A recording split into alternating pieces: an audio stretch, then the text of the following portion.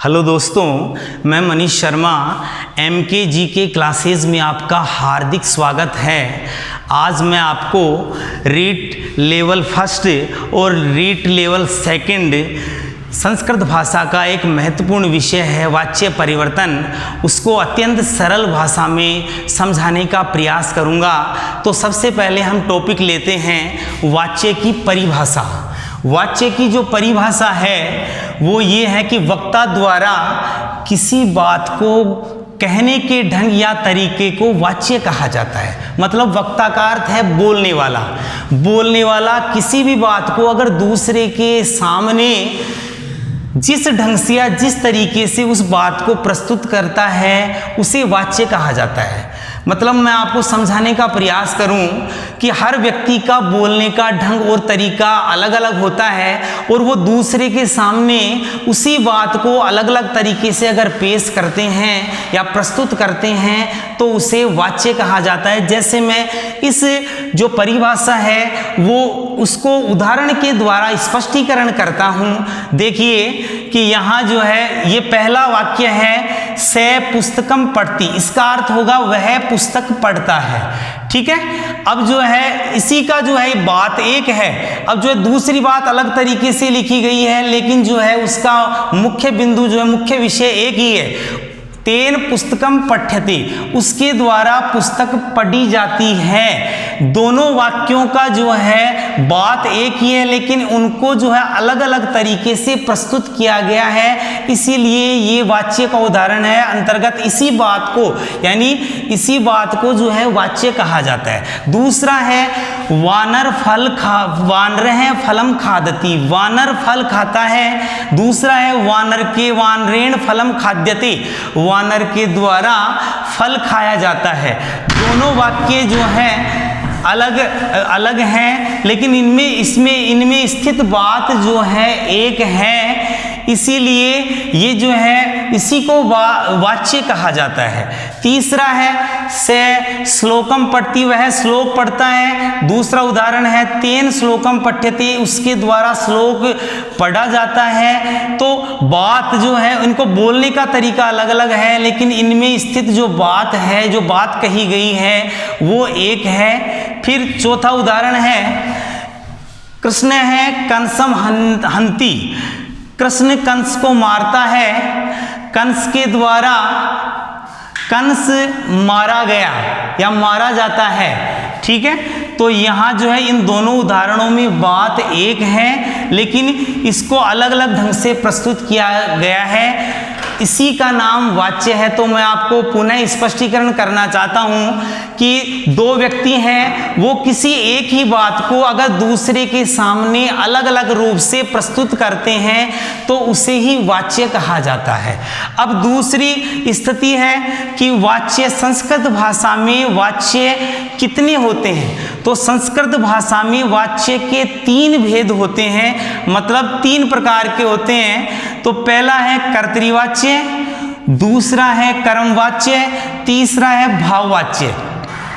कर्तृवाच्य को अंग्रेजी भाषा में जो है एक्टिव वॉइस कहा जाता है और कर्मवाच्य को पैसिव वॉइस कहा जाता है। बस जो अंग्रेजी भाषा की ग्रामर अलग है। अंग्रेजी भाषा में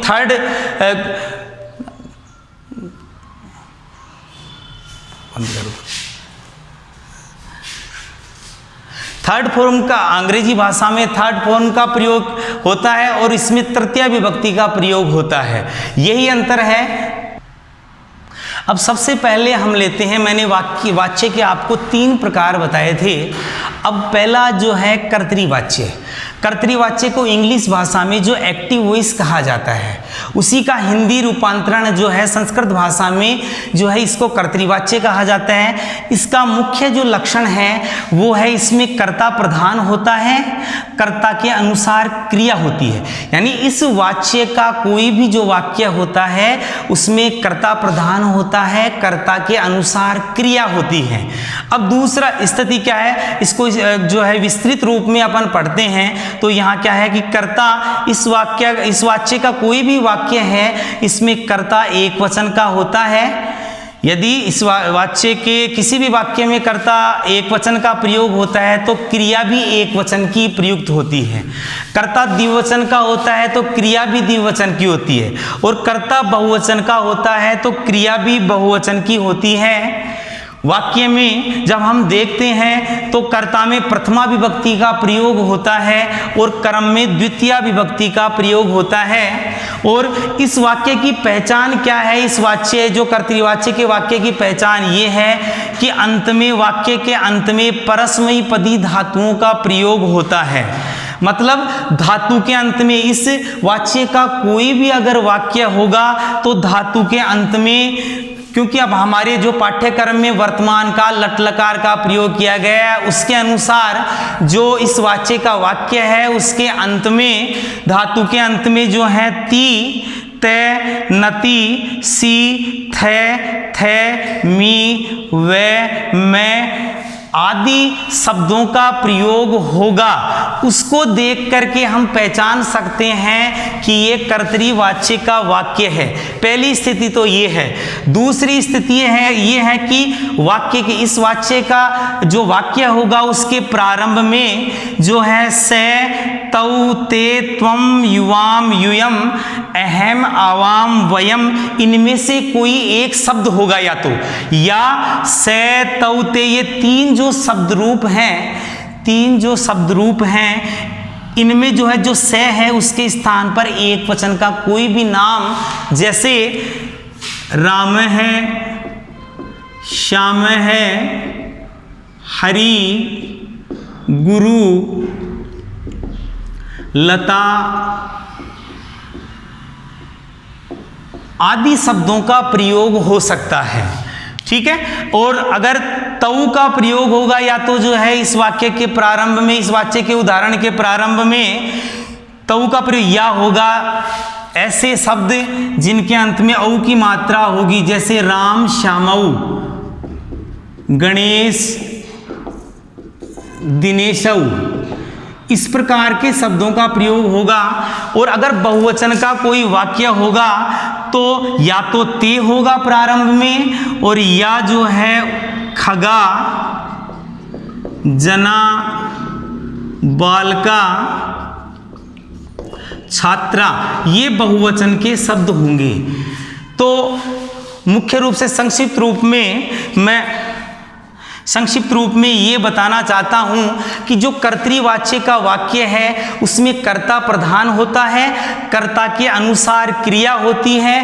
कर्ता, इस वाच्य का अगर वाक्य है कर्ता एक वचन का होगा तो क्रिया भी एक वचन की होगी, कर्ता द्विवचन का होगा तो क्रिया भी द्विवचन की होगी, कर्ता बहुवचन का होगा तो क्रिया भी बहुवचन की होगी। मतलब कर्ता में प्रथमा विभक्ति का प्रयोग होगा, कर्म में द्वितीय विभक्ति का प्रयोग होगा, वाक्य के अंत में परस्मयी पदी धातुओं का प्रयोग होगा। परस्मयी पदी धातु क्या होती हैं? जिनके अंत में वर्तमान काल लट लकार किसी भी धातु का जो है प्रथम पुरुष, मध्यम पुरुष और उत्तम पुरुष के रूप याद हैं आपको, तो आपको पता पड़ जाएगा कि धातु के अंत में, वाक्य का जो जहां अंत हो रहा है वहां धातु के अंत में या तो ती होगा, या ते होगा, नति होगा, सी, थे, मी, वे, मैं आदि शब्दों का प्रयोग होगा। उसको देख करके अपन पहचान सकते हैं कि ये वाक्य जो है कर्तृवाच्य का है।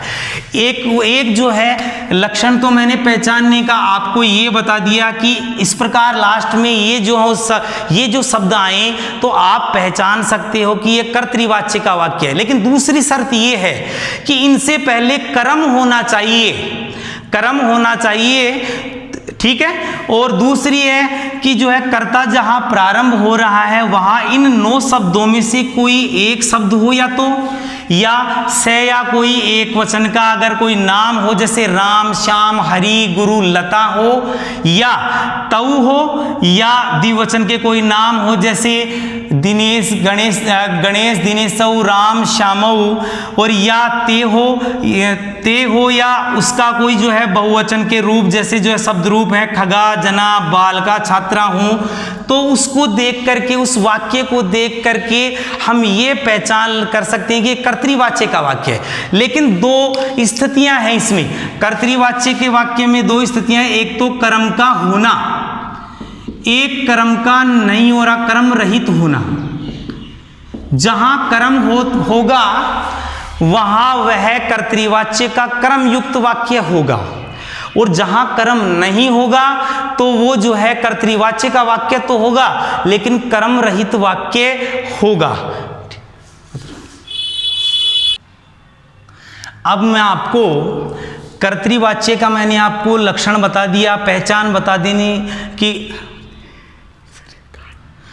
मैंने आपको कर्तृवाच्य का जो पहचान है वो जो है परिभाषा के द्वारा और इनके लक्षणों के द्वारा मैंने आपको जो है इसकी पहचान बताई कि जो है एक तो अंत में जो है परस्मैपदी धातुओं का प्रयोग होता है। अब इन जो ये 11 मैंने उदाहरण लिखे हैं इनके द्वारा मैं आपको बताऊंगा कि ये जो है कर्तृवाच्य का वाक्य जो है कोई भी स्टूडेंट किस प्रकार से समझ सकता है या जान सकता है कि ये कर्तृवाच्य का वाक्य है या नहीं। तो उसके लिए सबसे पहले मैं पहला उदाहरण लेता हूँ आपके सामने, स पुस्तकम पठती।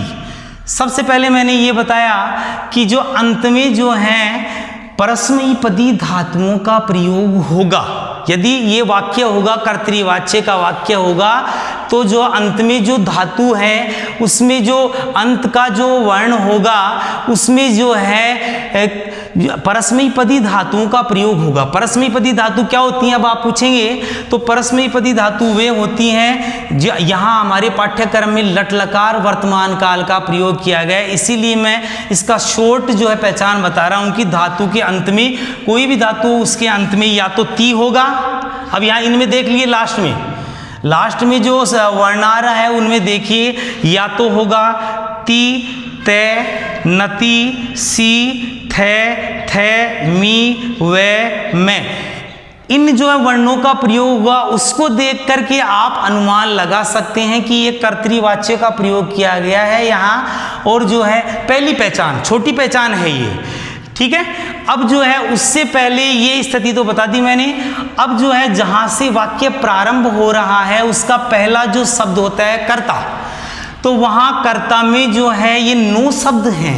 9 शब्द मैंने बताए सर्वनाम रूप हैं जिनके प्रथमा विभक्ति के रूप है, लेकिन आपको ये ध्यान देने की जरूरत नहीं है, केवल आपको ये 9 शब्द याद रखने हैं। से, तौ, ते, त्वम, युवाम, यूयम, अहम, आवाम, वयम। ये 9 शब्द अगर किसी भी वाक्य के प्रारंभ में आए तो वो जो है वाक्य जो है, एक तो जो मैंने क्या बताया कि परस्मैपदी धातुओं का अंत में प्रयोग होना, एक जो है वाक्य के प्रारंभ में ये 9 शब्द से, तौ, ते आदि 9 शब्द हों, या ये भी नहीं हो तो से के स्थान पर जो है कोई भी, जैसे राम है, श्याम है, गणेश है, हरि, सीता, गीता, ऐसे एक वचन के शब्द हों। फिर दूसरी स्थिति है अगर ये भी नहीं होते हैं तो यहाँ जो है स्थिति होगी तौ होगा, या तो तौ होगा या जो है ऐसे शब्द 2 शब्द होंगे, द्विवचन के शब्द होंगे, जैसे राम, श्यामऊ, उसके औ की मात्रा अंत में लगी हुई है तो औ की मात्रा लगी हुई होगी, ठीक है। या होगा, ये भी नहीं होगा तो या तो ते होगा या बहुवचन के शब्द रूप जो संज्ञा शब्द होंगे, जैसे खगा, जना, बालका, छात्रा, ये इस प्रकार के शब्द होंगे। उसको देख करके आप अनुमान लगा सकते हो कि ये वाक्य जो है कर्तृवाच्य का वाक्य है। फिर दूसरी स्थिति है, ये तो मैंने ये बता दिया कि एक तो प्रारंभ के ये 9 शब्द होंगे, एक अंत में परस्मैपदी धातुओं का प्रयोग होगा।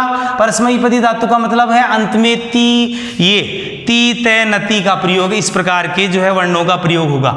एक स्थिति ये है कर्तृवाच्य को 2 भागों में विभाजित किया गया है, एक तो कर्म युक्त होता है और एक कर्म रहित होता है।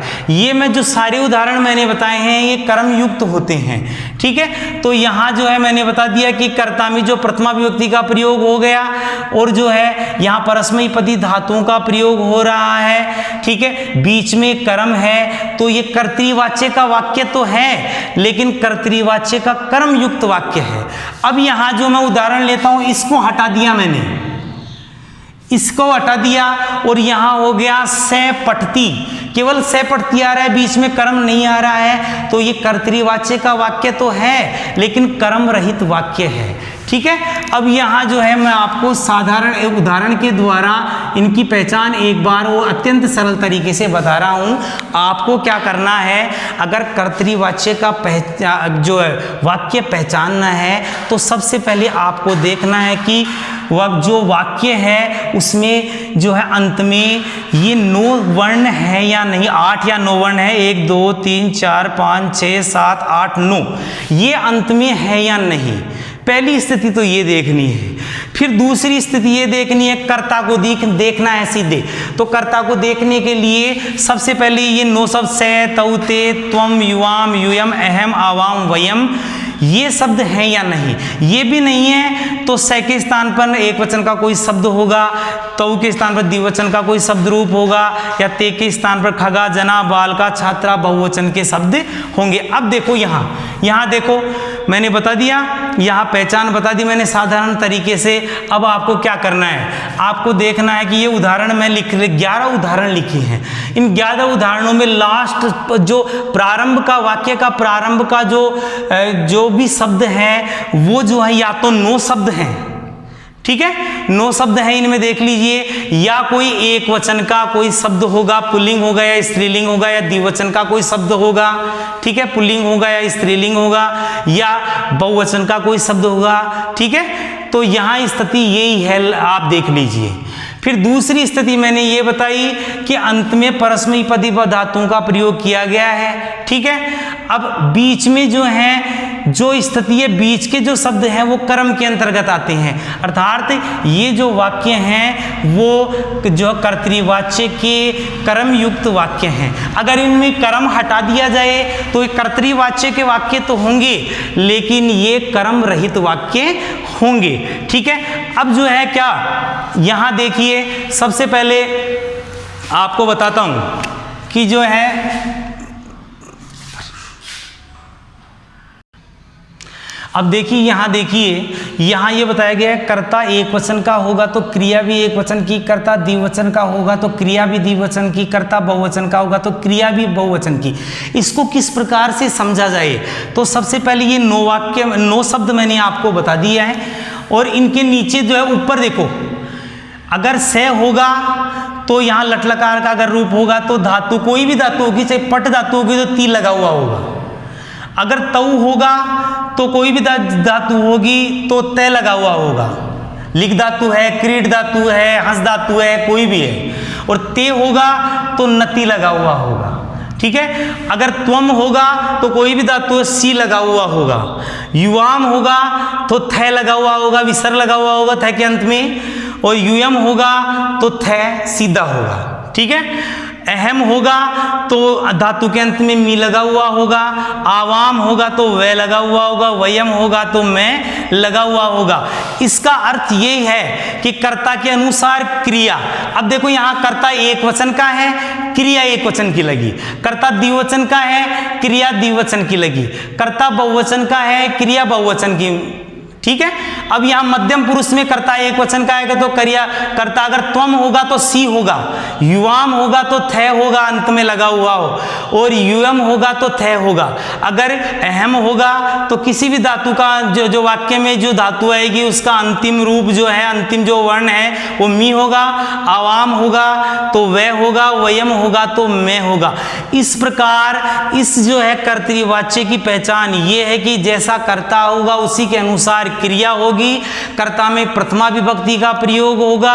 कर्ता में प्रथमा विभक्ति ये देख लो आप, तो अगर आपको प्रथमा विभक्ति के रूप नहीं आते हैं, द्वितीय विभक्ति के रूप नहीं आते हैं, तो आपको क्या करना है, सबसे पहले ये 9 शब्द याद रखनी है। से तौते त्वम युवाम युवम अहम आवाम वयम, ये स्थिति आपको समझ में आ जाएगी। ये प्रथमा विभक्ति के रूप ही हैं, एक वचन के भी हो सकते हैं, द्विवचन के भी हो सकते हैं, बहुवचन के भी हो सकते हैं, लेकिन एक वचन के कर्ता में एक वचन, द्विवचन, बहुवचन, प्रथमा विभक्ति विभक्ति के रूप होंगे, मतलब प्रथमा विभक्ति का प्रयोग होगा। अगर कर्ता एक वचन का होगा तो क्रिया भी एक वचन की, यानी प्रथमा विभक्ति का एक वचन का कर्ता होगा तो क्रिया भी एक वचन की होगी। जैसे ये स एक वचन का करता है तो एक वचन की क्रिया है, द्विवचन का करता है तो द्विवचन की क्रिया है, बहुवचन का करता है तो बहुवचन की क्रिया है। कर्ता में मतलब कर्ता में प्रथमा विभक्ति का प्रयोग, कर्म में द्वितीय विभक्ति का प्रयोग, वाक्य के अंत में इस वाक्य का जो वाक्य है